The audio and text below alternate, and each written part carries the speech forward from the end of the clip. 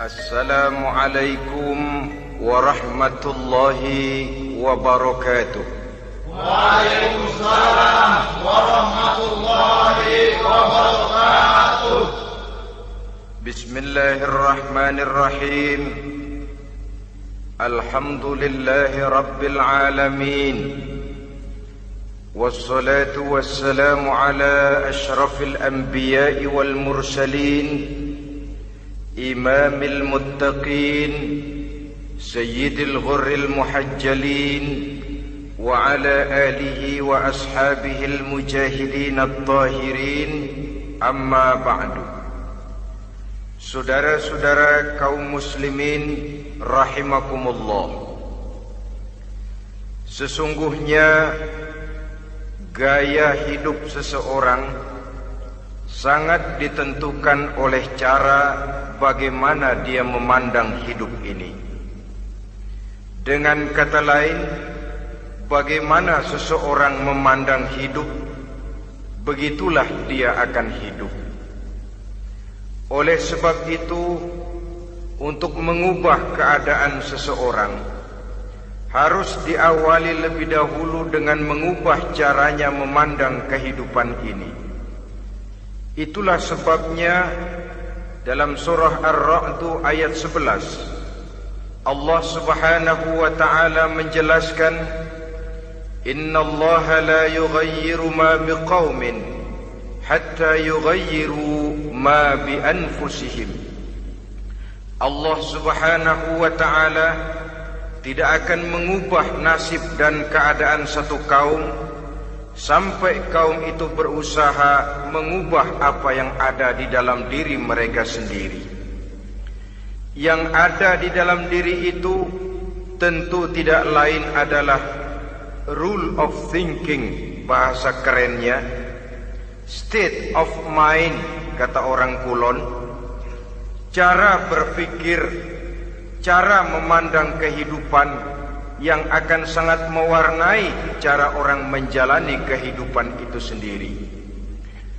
Oleh karena itu, pada pertemuan kali ini kita akan membicarakan tentang dasar dan tujuan hidup dari seorang muslim di dalam kehidupan ini. Yang pertama, tentang dasar dan landasan hidup. Seorang muslim tak dapat lain mendasarkan kehidupannya dengan Islam. Di dalam mendasari kehidupan dengan Islam ini, Allah Subhanahu wa ta'ala menuntut, Ya ayyuhalladzina amanu dkhulu fis silmi kafah. Hai orang-orang yang beriman, masuklah kamu ke dalam Islam itu secara total, secara utuh, secara seluruhnya.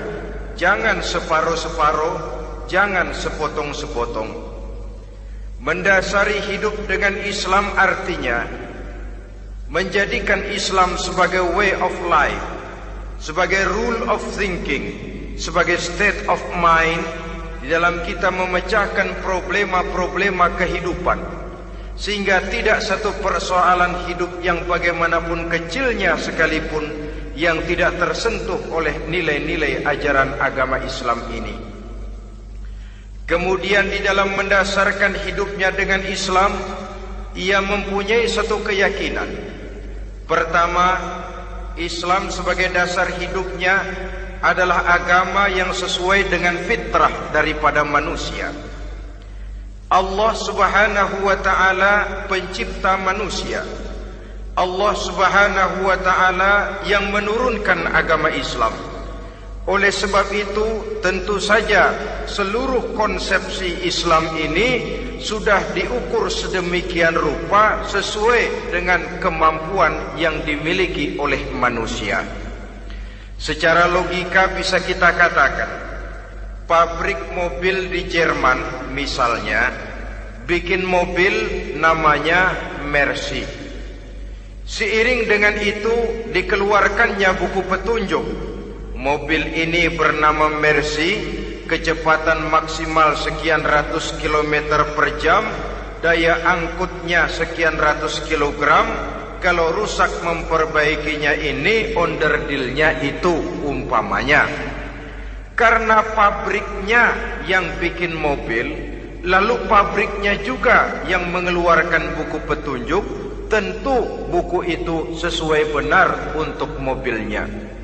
Dan logika mengatakan tidak bisa kita punya mobil Mercy rusak, kita perbaiki dengan menggunakan buku petunjuk yang dikeluarkan oleh pabrik mobil Fiat. Tentu saja mobil makin rusak, acak-acakan dan tidak karu-karuan. Ini artinya, jikalau manusia ingin baik, jikalau manusia ingin mencapai sesuatu yang bernama bahagia, dia harus mengikuti petunjuk yang dikeluarkan oleh yang menciptakan manusia. Dan petunjuk-petunjuk itu telah turun dalam satu konsepsi yang bernama Islam yang sesuai dengan fitrah manusia. Yang kedua, oleh karena keyakinannya bahwa Islam sesuai dengan fitrah manusia, ia pun berkeyakinan bahwa Islam adalah agama untuk seluruh manusia, universal. Walaupun ia diturunkan di tanah Arab, tetapi ia bukanlah agama hanya untuk orang Arab semata-mata. Keyakinan ini perlu ditegakkan kembali. Oleh karena akhir-akhir ini muncul pendapat-pendapat yang menganggap seolah-olah agama itu barang impor. Persilahkan saja kalau memang itu merupakan keyakinannya, tetapi menganggap agama sebagai barang impor sungguh merupakan satu kekeliruan yang sangat besar. Bahwa Arab sebagian besar memang Islam, jelas. Tetapi Islam bukannya Arab, itu pun harus kita akui. Kita bisa menjadi Muslim yang baik tanpa perlu menjadi orang Arab. Dengan kata lain, kita bisa menjadi Muslim yang baik dengan tetap menjadi warga negara Indonesia yang baik. Bahwa Al-Quran diturunkan dalam bahasa Arab oleh karena memang ia turun di tanah Arab. Buktinya apa? Walaupun Quran dalam bahasa Arab, tidak satu pun ayat Quran yang ditujukan kepada orang Arab semata-mata. Tidak ada ayat ya ayyuhal arabiyun, hai orang-orang Arab. Tidak ada. Yang ada malah ya ayyuhan nas, wahai manusia. Manusia yang mana? Yang mana saja asal merasa manusia. Kalau tidak merasa manusia, tidak usah terpanggil dengan ayat tadi. Maka dalam mendasari hidup dengan Islam, kita berkeyakinan Islam adalah agama untuk seluruh manusia. Yang ketiga, di dalam mendasari hidup dengan Islam, kita berkeyakinan Islam adalah agama terakhir yang diturunkan kepada Rasul terakhir. Tidak ada Rasul dan Nabi sesudah Nabi Muhammad, dan tidak ada agama lagi sesudah agama Islam. Dasar-dasar keyakinan ini melembaga dalam pribadi kita, membentuk satu keyakinan yang mendasari kehidupan ini, sehingga tidak satu problema yang bagaimanapun kecilnya dalam kehidupan yang tidak tersentuh oleh nilai-nilai Islam. Sejak kita tidur sampai kita bangun tidur, bahkan tidur itu sendiri dan seluruh kegiatan kehidupan yang kita laksanakan dalam 24 jam, tidak satu pun yang tidak tersentuh oleh nilai-nilai Islam. Inilah pandangan hidup Muslim. Jawaban seorang Muslim terhadap problema-problema kehidupan yang dihadapinya, yang di dalam menjawab problema itu ia Islam oriented, berorientasi kepada nilai-nilai Islam. Apa kata Islam tentang pekerjaan yang dihadapinya? Halal kata Islam, halallah dia katakan. Haram kata Islam, haram dia katakan. Islam oriented. Barometer dalam perbuatannya tidak lain daripada nilai-nilai Islam itu sendiri. Dan kemudian di dalam mendasari kehidupan dengan Islam, ia berkeyakinan Islam adalah satu-satunya agama yang benar. Bahasa kerennya, Islam is the single one, the true religion behind the God. Satu-satunya. Keyakinan ini kelihatannya subjektif, tapi memang inilah pokok daripada kehidupan beragama. Saudara-saudara kaum muslimin rahimakumullah, kalau itulah dasar daripada kehidupan kita sebagai muslim, apa yang menjadi landasannya? Kalau dasar hidup kita Islam, maka landasan hidup kita tidak lain adalah Al-Quran dan Sunnah Rasulullah Sallallahu Alaihi Wasallam. Dunia penuh dengan orang-orang besar, dan setiap orang-orang besar itu mempunyai ajaran-ajaran yang pernah jaya, pernah dikumandangkan, didengung-dengungkan, naik ke panggung sejarah untuk kemudian tenggelam. Satu ajaran hanya akan langgeng, satu ajaran hanya akan tahan lama apabila dia turun dari sumber yang serba maha. Kalau dia turun dari manusia, maka sifatnya hanya musim.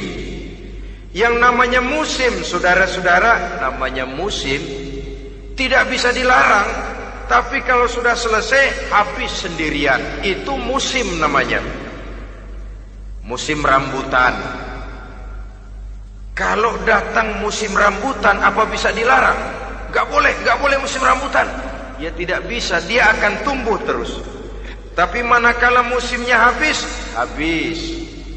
Begitulah nasib dari ajaran yang nisbi, relatif dan temporer apabila dia bersumber dari manusia. Maka satu ajaran hanya akan langgeng, tahan lama apabila dia turun dari sumber yang serba maha. Dan itu sudah turun bernama Al-Quranul Karim.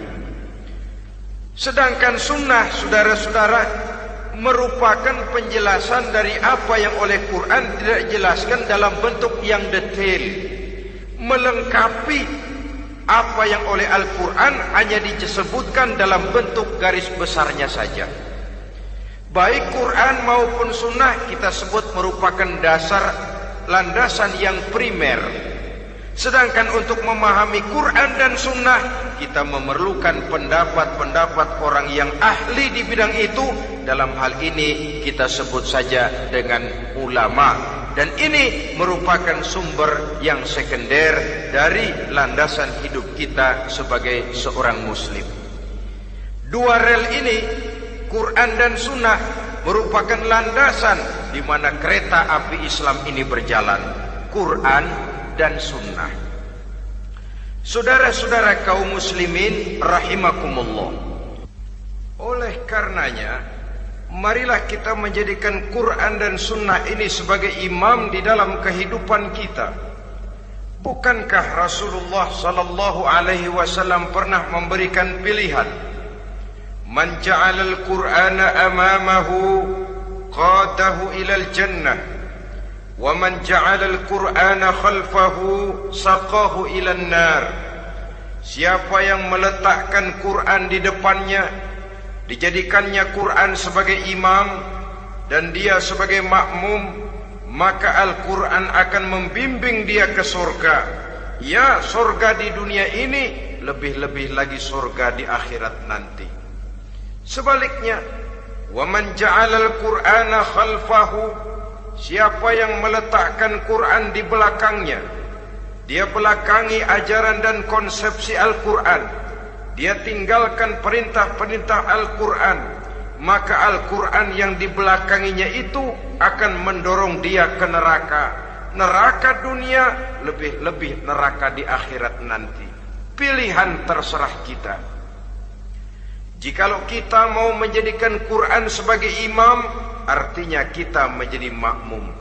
Resikonya dimanapun, makmum wajib ikut imam.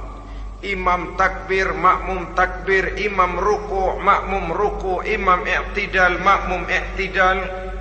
Jikalau Quran imam kita dan kita adalah makmum, maka itu berarti Jikalau ke barat komando Quran, ke barat kita pergi. Jikalau ke timur kata Quran, ke timur kita menuju. Jikalau halal kata Quran, halal kita katakan. Jikalau haram kata Quran, haram kita ucapkan. Itu resikonya kita menjadi makmum, menyusun pola hidup yang lebih Qurani. Tapi sebaliknya, ke barat komando Quran, ke timur kita pergi. Ke utara kata Quran, ke selatan kita menuju. Halal kata Quran, malah kita tidak mau melaksanakannya. Haram kata Quran, kita senang bukan main. Artinya kita mau menjadi makmum, dan Quran kita jadikan sebagai makmum, kita sendiri malah mau menjadi imam. Kita paksa konsepsi Al-Quran itu supaya sesuai dengan naluri kemanusiaan kita. Mengotak-atik hukum, menghalalkan yang haram, mengharamkan yang halal. Dikala itu landasan hidup kita sudah goyah, tidak lagi sebagai landasan tempat kita bertolak, tetapi malah menjadi satu landasan yang kita injak-injak. Sesungguhnya saudara-saudara, Quran tidak akan membawa berkah, tidak akan menjadi rahmatun wa shifaun lil mu'minin, menjadi penyembuh, menjadi rahmah bagi orang-orang beriman, apabila yang kita baca itu kita injak-injak di dalam kehidupan.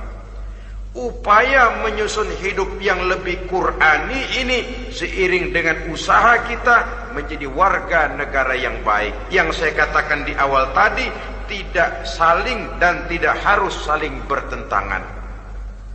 Jadi dengan demikian, dasar hidup kita sebagai muslim adalah Islam, dan landasan hidup kita tidak lain adalah Al-Quran dan Sunnah Rasulullah Sallallahu Alaihi Wasallam. Ini landasan tempat kita bertolak. Ini yang mewarnai gaya kehidupan kita. Apapun yang mau kita lakukan, tempat kita bertanya lebih dahulu Quran dan Sunnah. Saya mau melakukan pekerjaan ini, apa kata Quran? Saya mau pergi ke tempat ini, apa kata Quran? Saya mau berusaha dengan mengerjakan perusahaan ini, apa kata Quran? Merupakan landasan daripada kehidupan kita. Ini yang saya katakan tadi, membentuk rule of thinking, state of mind, bahwa gaya kehidupan kita diwarnai oleh landasan hidup yang bertumpu pada ajaran Al-Quranul Karim dan Sunnah Rasulullah Sallallahu Alaihi Wasallam. Baiklah ya, ini yang pertama tentang dasar dan landasan hidup. Yang kedua tentang tujuan hidup. Kalau sudah ada landasan tempat kita bertolak, lalu kemana pantai yang akan kita tuju? Mau apa sih kita hidup ini? Berleha-leha, menjalani acara rutin, bangun tidur sampai tidur lagi, kemudian besok begitu lagi, sampai menunggu datangnya sang ajal? Atau ada satu tujuan yang akan kita capai di dalam kehidupan ini? Apabila kita teliti, maka Al-Quran mengajarkan tujuan hidup setiap muslim pada dasarnya ada dua.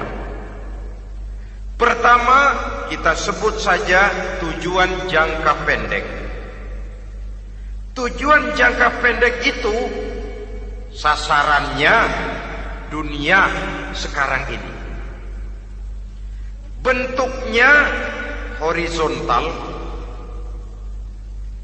Targetnya agar setiap pribadi muslim menjadi rahmatan lil alamin, rahmah bagi lingkungannya. Inilah yang oleh agama dinamakan hablum minan nas, yang isinya adalah ilmu dan peradaban. Jadi dunia dan seluruh isinya merupakan tujuan jangka pendek saja. Untuk mencapai tujuan jangka pendek, dunia dan seluruh isinya, unsur penunjangnya adalah pendidikan, pengalaman, atau nasib.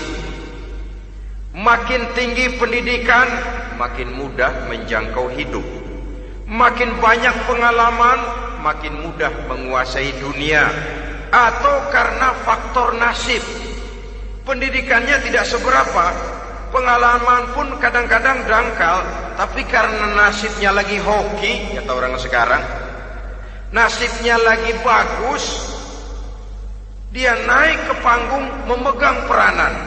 Faktor yang namanya nasib ini ada, tapi tidak bisa dijadikan sandaran. Untuk menjangkau dunia dan seluruh isinya, unsur penunjangnya pertama pendidikan, yang kedua pengalaman, yang ketiga faktor nasib. Oleh karena itu, apabila kita ingin mudah mencapai dunia, yang pertama harus kita laksanakan bagaimana menempuh satu pendidikan. Di zaman sekarang orang terangsang untuk hidup dalam pola yang oleh orang-orang priangan disebut hardolin. Saudara tahu hardolin? Itu potongan dari dahar modal ulin. Filsafat hidup yang pakaian mau bagus, makan mau enak, kerja nggak mau. Akhirnya jadilah dia penghayal kelas berat, tukang-tukang lamun kelas tinggi. Tiap hari kegiatannya ya cuma tidak terlepas dari tiga kriteria itu. Hardolin. Pokoknya kalau sudah dahar, modal, ulin. Besok ya begitu lagi. Pola dari dimana orang pakaian mau bagus, makan mau senang, duit mau punya, kerja tidak mau. Kadang-kadang mau kerja tapi tidak tahu apa yang harus dikerjakan. Ditambah oleh sempitnya lapangan pekerjaan. Tidak tahu apa yang harus dikerjakan, dilatar belakangi oleh tidak adanya pendidikan yang dia terima. Sehingga mau kerja apa lalu bingung. Oleh karena itu, terutama buat adik-adik remaja, para pemuda, saya berpesan untuk menjangkau dunia, yang pertama harus kita jalani bagaimana membina diri, mendidik.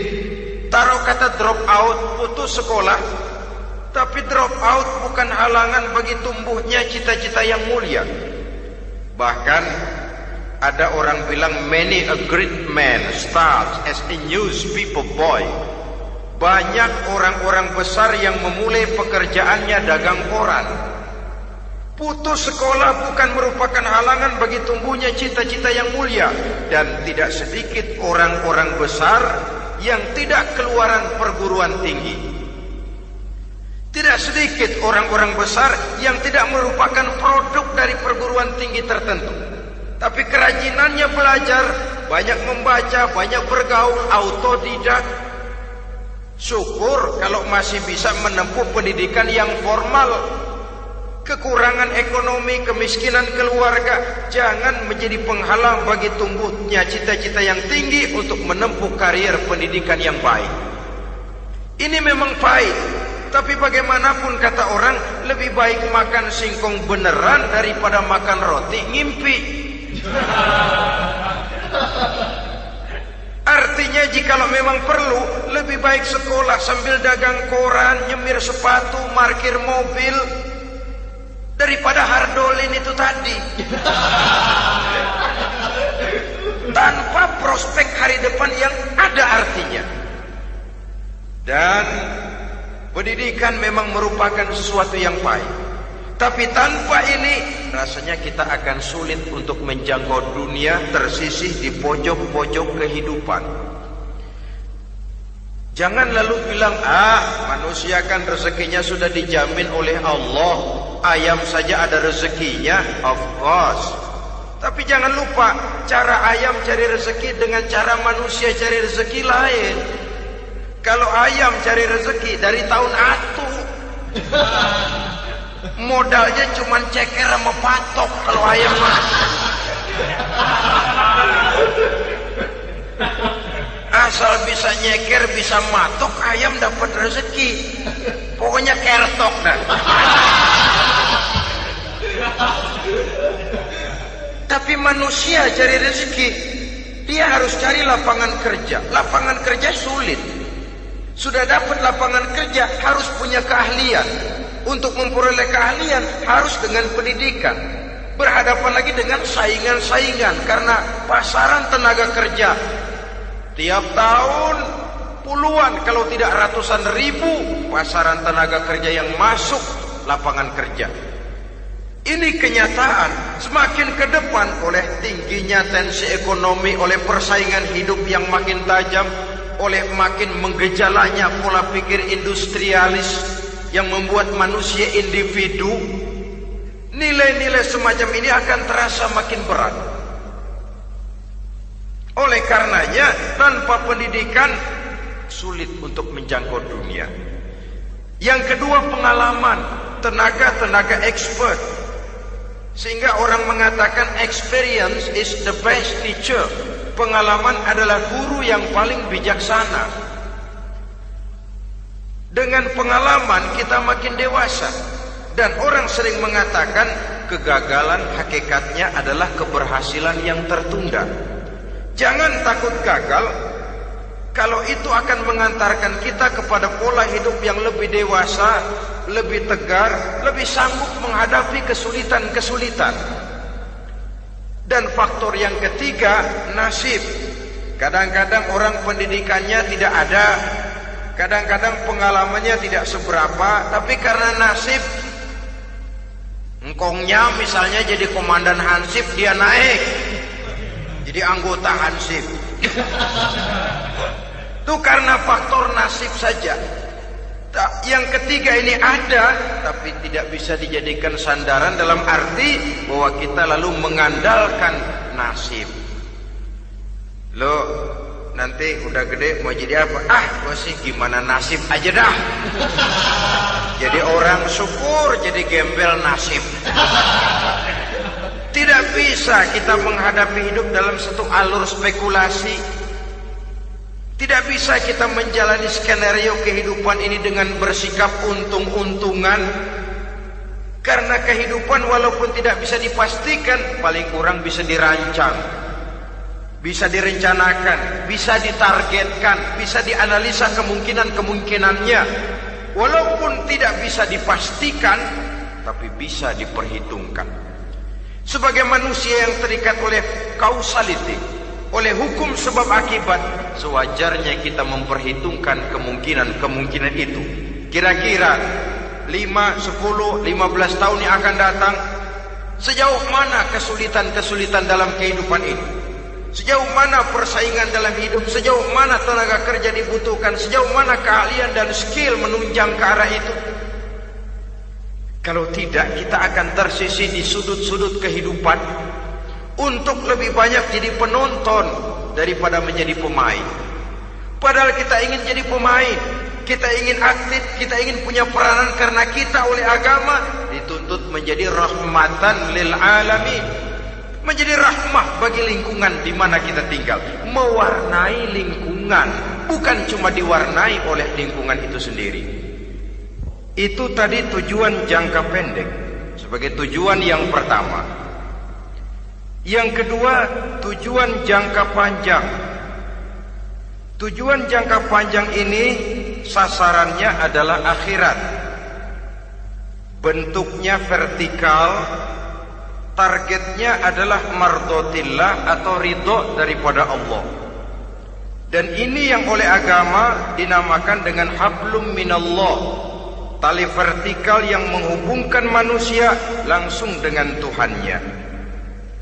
Untuk mencapai tujuan jangka panjang akhirat ini, unsur penunjangnya adalah prestasi ibadah. Kalau untuk tujuan jangka pendek, dunia dan seluruh isinya, pendidikan, pengalaman dan nasib memegang peranan yang sangat penting, maka untuk akhirat, pendidikan, pengalaman, nasib tidak punya pengaruh banyak. Unsur penunjangnya adalah prestasi ibadah.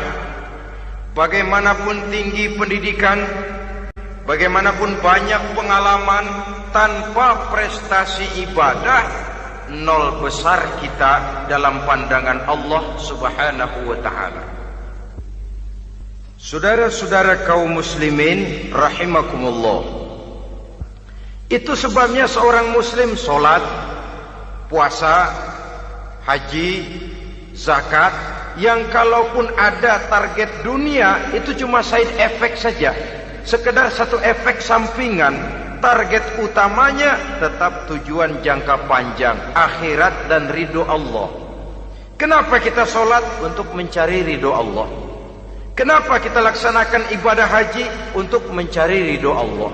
Kita bangun di keheningan malam untuk mencari ridho Allah. Kalau ada akibat dunia, itu cuma akibat sekunder saja. Ada misalnya orang karena tekun ibadah rezekinya lancar, itu baru persekot,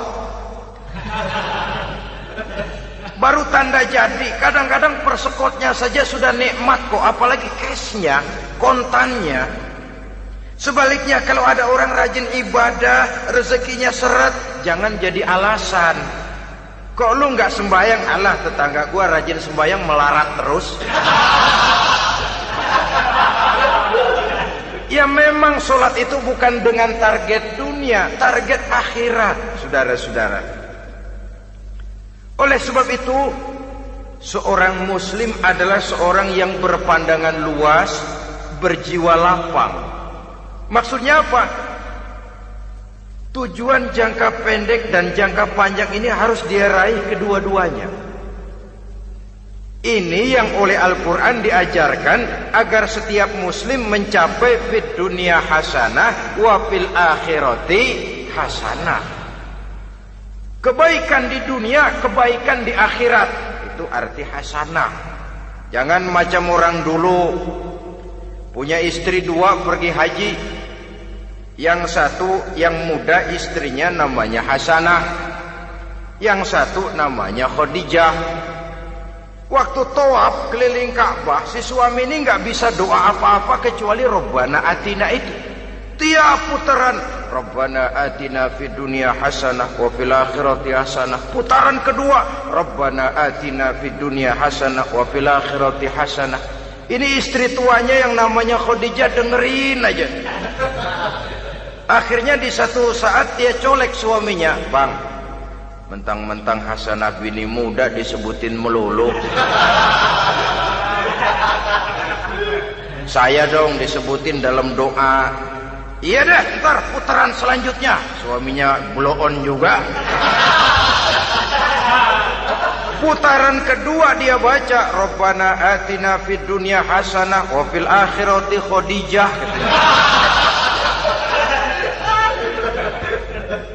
Saudara-saudara, itu makna refleksi daripada doa tadi itu, doa sapu jagat. Kita ingin fid dunya hasanah wa fil akhirati hasanah. Tujuan jangka pendek dunia tercapai, tujuan jangka panjang akhirat dan ridho Allah juga tergapai. Oleh sebab itu Al-Quran menjelaskan, wabtaghi fima atakallahu ad-daral akhirah wala tansa nasibaka minad dunya. Dengan karunia yang diberikan Allah kepadamu, carilah bahagia akhirat. Wala tansa nasibaka minad dunya, tetapi jangan lupakan bagianmu dalam kehidupan di dunia ini. Cari akhirat, utamakan akhirat dengan tidak usah melupakan jatahmu di dunia. Kenapa saya katakan seorang muslim berjiwa besar? Sebab andai kata dia gagal mencapai tujuan jangka pendek, andai kata dia gagal di dunia, dan dia oleh Islam diajarkan jangan sampai gagal, tapi andai kata dia gagal, dia masih punya tujuan jangka panjang, akhirat dan ridho Allah. Dia masih bisa menghibur diri, biarlah di dunia kita sederhana, bahkan biarlah susah di dunia, asal di akhirat kita bahagia. Orang yang tidak punya pandangan hidup semacam ini, surgalah dunia ini, segalanya telah tertumpu di sini. Bila umurnya selesai, ajalnya datang, selesai sudah surganya sampai di situ, dan dia tidak punya pengharapan lain di belakang itu. Maka seluruhnya bertumpu pada kehidupan di dunia. Padahal dunia seperti air laut, makin diminum makin haus, makin kering tenggorokan. Dunia yang diperturutkan menyeret manusia ke dalam lingkaran setan, terjebak dalam sifat yang namanya tamak bin rakus alias serakah.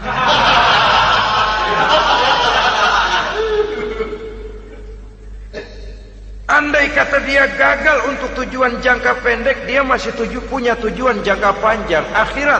Dia masih sanggup berkata, biar di dunia kita sederhana, bahkan biar kebelangsak sengsara susah di dunia, asal di akhirat kita bisa bahagia. Kan masih ada harapan. Yang paling bangpak, paling rusak betul, sudah di dunia sengsara, di akhirat celaka.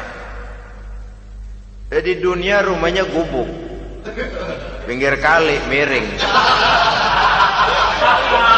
asal hujan bocor, utang selebar warung.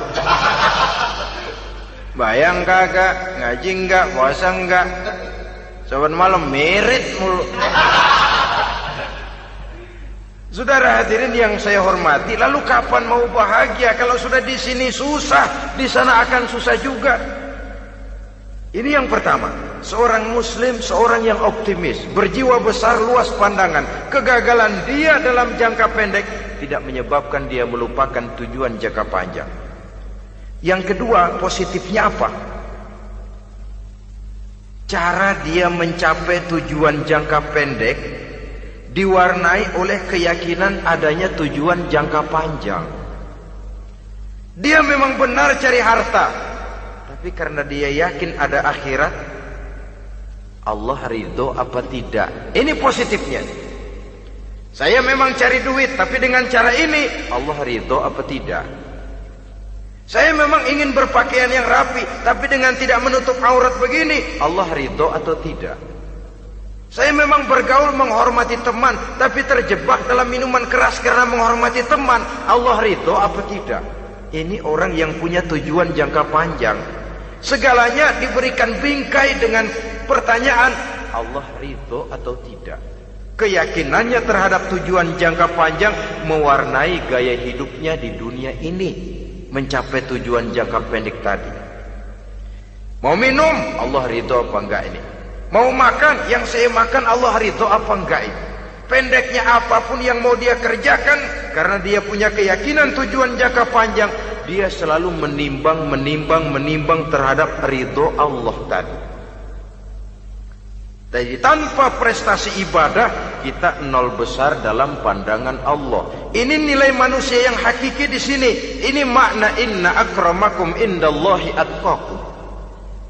Di akhirat nanti kan tidak pernah akan disidang, kamu pendidikan setinggi apa? Tidak. Gelarmu berapa renteng? Profesor, doktor? Tidak. Akhirat hanya menyidang kau sholat atau tidak, kau puasa atau tidak, kau zakat atau tidak. Diberikan kamu harta yang banyak, dari mana kau dapat, kemana kau belanjakan. Prestasi ibadah itu yang ditanya. Setinggi apa pendidikan, sebanyak apa pengalaman, no problem, tidak jadi masalah di akhirat itu.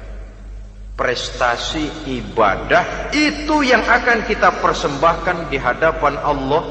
Itu makna inna akramakum indallahi atqakum. Kerbau dinilai dari dagingnya, makin gemuk makin mahal harganya. Tapi ada perkutut lebih mahal dari kerbau. Perkutut itu mahalan mentahnya loh daripada matangnya. Karena harga perkutut pada suaranya. Lalu di mana harga manusia yang paling gemuk? Tidak. Suaranya, oh kalau manusia dinilai dari suaranya, barangkali Madonna nomor awal masuk surga. Hanyalah dengan prestasi ibadah kita bisa mencapai tujuan jangka panjang, akhirat dan ridho Allah. Nah, baiklah ya. Kalau sudah jelas bahwa kita punya dua tujuan jangka hidup, jangka pendek dan jangka panjang, bagaimana Islam mengajarkan kita meraih dua ini? Pada prinsipnya Islam mengajarkan sistem keseimbangan. Dalam berbagai aspek kehidupan, keseimbangan ini nampak dengan nyata diajarkan oleh agama kita. Seperti ayat yang saya bacakan tadi. Dengan karunia yang diberikan Allah kepadamu, cari negeri akhirat, tapi jangan lupakan bagianmu di dunia ini. Dalam bentuk yang lebih nyata, bekerjalah untuk duniamu seolah kau akan hidup buat selamanya, tapi bekerjalah buat akhiratmu seolah kau akan mati besok. Manifestasinya dalam kehidupan, misalnya orang kaya diperintah membantu yang miskin, tapi orang miskin dianjurkan berusaha. Jangan mengandalkan hidup kepada yang kaya, seimbang. Kamu kaya, betul Pak, bantu yang miskin. Kamu miskin, iya Pak, berusaha, seimbang. Tuan rumah diwajibkan menghormati tamu, tamu diwajibkan tahu diri, seimbang. Jadi bagaimana kalau sudah kita bekerja di sawah, di ladang, di pasar, di kantor, anggap kita akan hidup selamanya agar timbul gairah kerja. Tapi kalau sudah sholat, anggap kita akan mati besok supaya timbul khusyuknya. Nah, titik tekannya di mana? Stresnya itu. Walaupun Islam mengajarkan sistem keseimbangan, tapi Al-Quran tetap menggarisbawahi walal akhiratu khairul laka minal, bahwa bagaimanapun seimbangnya, akhirat itu lebih utama daripada dunia. Bagaimana implementasinya? Kata orang-orang tua, kalau kita menanam padi, rumput pasti tumbuh, tapi nanam rumput jangan mimpi tumbuh padi. Maksudnya apa? Kalau satu perbuatan kita niatkan karena Allah, dunianya pasti ikut. Tapi kalau satu perbuatan diniatkan karena dunia semata-mata, akhirat akan hilang. Sebab itu, biasakanlah berbuat sesuatu baik untuk tujuan jangka pendek, lebih-lebih untuk tujuan jangka panjang, dengan motif lillahi ta'ala. Jadi saya ulangi, satu perbuatan kalau sudah diniatkan karena Allah, dunia biasanya ikut. Tapi kalau diniatkan karena dunia semata-mata, akhirat akan luput. Padahal itu titik tekannya, walal akhiratu khairul laka minal ula. Saudara-saudara kaum muslimin rahimakumullah, ini tujuan hidup. Jadi landasan tempat kita bertolak sudah jelas, pantai yang akan kita tuju dalam kehidupan ini juga sudah nyata. Kita ingin mencapai apa yang dinamakan fid dunya hasanah wa fil akhirati hasanah. Untuk itu perlu ada keseimbangan, tetapi titik tekannya tetap akhirat lebih utama daripada kehidupan dunia ini. Sekarang kalau sudah ada dasar hidup, sudah ada tujuan yang akan kita capai, tentu harus ada alat untuk mencapainya. Semuanya perlu sarana. Bahkan pada hakikatnya dalam kaidah usul fikih, para ulama mengajarkan lil wasail hukmul maqasid. Sarana dan tujuan hukumnya sama. Ini mestinya mendidik umat Islam jadi pinter. Jangan cuma berpikir melaksanakan satu pekerjaan, tapi juga berpikir menciptakan sarana untuk terwujudnya pekerjaan itu. Misalnya umat Islam wajib pergi haji kalau mampu, kan begitu toh? Kalau dia umat Islam Indonesia, tentu pergi hajinya ke Mekah. Mekah, Jeddah, Mekah, Indonesia, perlu sarana angkutan untuk sampai ke sana. Kapal laut, kapal udara. Artinya umat Islam harus maju di bidang teknologi, bisa menciptakan pesawat, bisa menciptakan kapal laut, sarana yang akan menyampaikan dia untuk bisa melaksanakan ibadah haji. Selama ini kita bertumpu kepada pemikiran, pokoknya kan yang penting gue pergi haji, pakai apa kayak gue punya duit. Dari segi pribadi memang barangkali begitu. Tapi sebagai umat yang harus mencapai kemajuan, apabila diperintahkan melaksanakan sesuatu, kita pun hakikatnya dituntut menciptakan sarana untuk menunjang pelaksanaan sesuatu itu sendiri. Agama mengajarkan an-nazafatu minal iman, kebersihan sebagian daripada iman. Siapa yang menciptakan mesin cuci? Sabun-sabun kelas, deterjen, rinso dan lain sebagainya. Siapa yang menciptakan air condition, pembersih ruangan? Kita hanya berpikir pokoknya kan bersih, mau pakai apa kek. Kita jarang yang berpikir kepada pewujudan teknologi modern untuk menerjemahkan hadis itu. Syukurlah belakangan ini sudah muncul teknokrat-teknokrat muslim yang dijiwai oleh semangat Al-Quran membuka tabir rahasia konsepsi Islam di lapangan teknologi modern yang makin lama makin menunjukkan tuntutan kebutuhan daripada umat itu sendiri. Dengan demikian, apabila ada tujuan hidup, kita memerlukan alat untuk mencapai tujuan tadi. Supaya tujuan fid dunya hasanah wa fil akhirati hasanah tercapai, apa alat yang harus kita pakai? Kita lihat surah At-Taubah ayat 111 memberikan jawaban. Innallaha ashtara minal mu'minina anfusahum wa amwalahum bi anna lahumul jannah. Sesungguhnya Allah telah membeli dari orang-orang beriman diri mereka, harta mereka, bahwa sesungguhnya bagi mereka adalah surga. Coba kita simak ayat ini sejenak, akan nampak dengan jelas bahwa ayat ini hakikatnya merupakan satu transaksi yang nyata benar antara kita dengan Allah.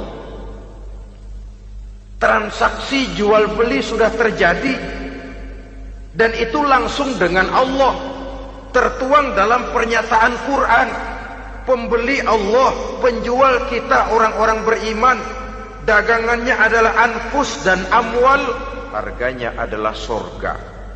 Itu sudah tanda tangan pernyataan kita siap jual beli ya Allah. Apalagi baiat kita apa? Inna solati wa nusuki wa mahyaya wa mamati lillahi rabbil alamin. Solatku, ibadahku, hidup dan matiku cuma untuk Allah Tuhan seluruh sekalian alam. Minimalnya 5 kali sehari semalam baiat ini kita ulang dan kita ulang. Kenapa lalu kita tidak konsekuen? Dalam konteksnya dengan persoalan, maka alat hidup kita itu ada 2. Pertama, anfus. Ini bentuk mufrad dari jamaknya, bentuk jamak dari mufrad nafsun. Biasa diterjemahkan dengan diri. Yang dimaksud dengan diri adalah kepribadian. Yang dimaksud dengan kepribadian ialah kekayaan yang kita miliki dalam kepribadian kita. Artinya bisa tenaga, pikiran, konsep, gagasan, wewenang, ide, pangkat, jabatan, kemampuan, keahlian, skill, itu semuanya masuk ke dalam anfus, diri. Sedangkan amwal bentuk jamak dari mufrad malun, biasa diterjemahkan dengan harta. Pengertian di sini ialah seluruh bentuk-bentuk materi yang berada di bawah kekuasaan kita. Bisa rumah, bisa uang, bisa tanah, bisa kebun, bisa pabrik, bisa peternakan, itu semuanya amwal. Nah, baik anfus maupun amwal, diri, tenaga kek, pikiran kek, harta kek, pangkat kek, jabatan kek, wewenang kek, keahlian kek, untuk tujuan jangka pendek harus jadi rahmah bagi lingkungan. Untuk tujuan jangka panjang harus menunjang jalan menuju ridho Allah. Jadi kalau pangkat kita menjauhkan kita dari ridho Allah, itu bukan nikmat tuh, azab. Punya pangkat bukan melakukan kebaikan, malah melakukan kejahatan, setidak-tidaknya berdiri di belakang kejahatan, melindungi perbuatan-perbuatan munkar. Dalam kelas kakap melindungi korupsi, dalam kelas teri jadi backing tukang koprok.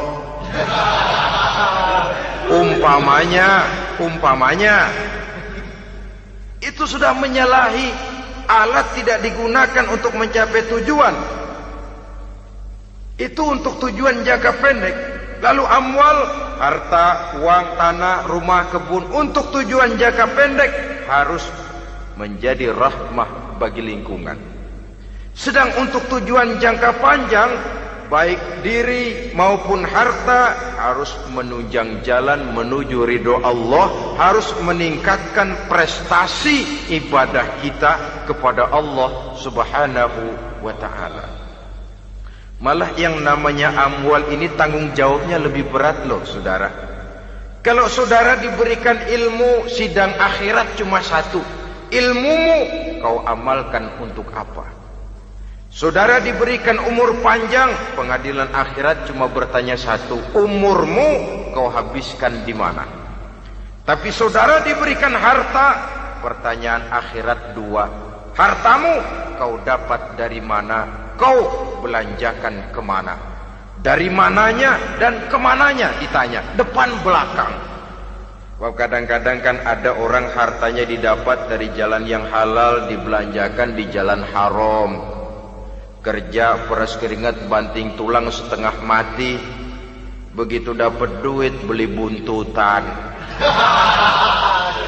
muter-muter kertas cari kode. Didapat dari jalan halal, dibelanjakan di jalan haram. Atau didapat dari cara yang haram, dibelanjakan di jalan yang baik. Menang judi, nyumbang pesantren. Nabi mengajarkan innallaha thayyibun la yaqbalu illa thayyib.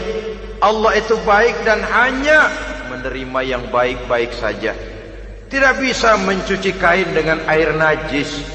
Kain akan tetap kotor. Saudara-saudara kaum muslimin rahimakumullah. Oleh karenanya masalahnya terpulang kepada kita, pandai-pandailah membagi orientasi.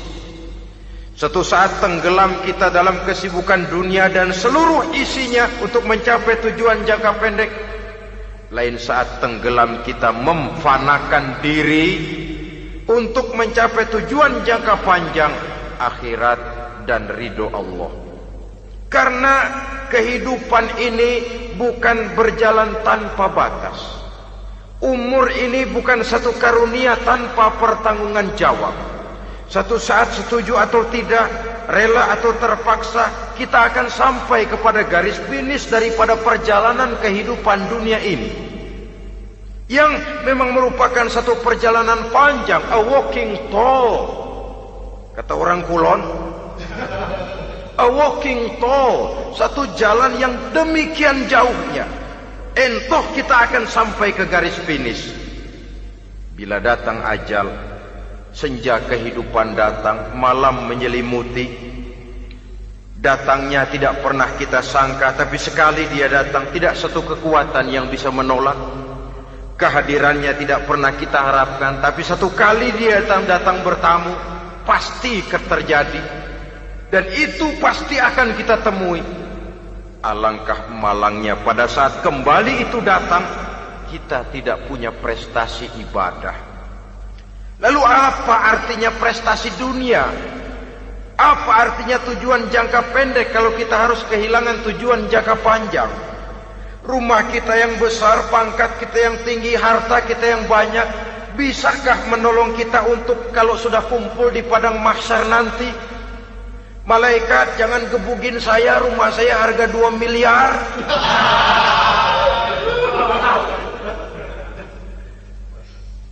Sudahlah malaikat, damai saja, itu Rolls Royce saya. Pakai saja malaikat, pakai. Kata malaikat, gue budak, gue nggak butuh gituan. Hanya prestasi ibadah yang bisa menyelamatkan kita pada kondisi semacam itu. Jadi oleh karena itu saudara-saudara, biar di dunia ini rumah kita besar, mobil bagus, uang banyak, pabrik ada, usaha lancar, asal di akhirat masuk surga aja. Gak apa-apa. Daripada di dunia sengsara, di akhirat neraka, senangnya kapan? Sudah di sini sengsara, di sana kebelangsak. Itu yang orang-orang tua bilang lacur kuda namanya.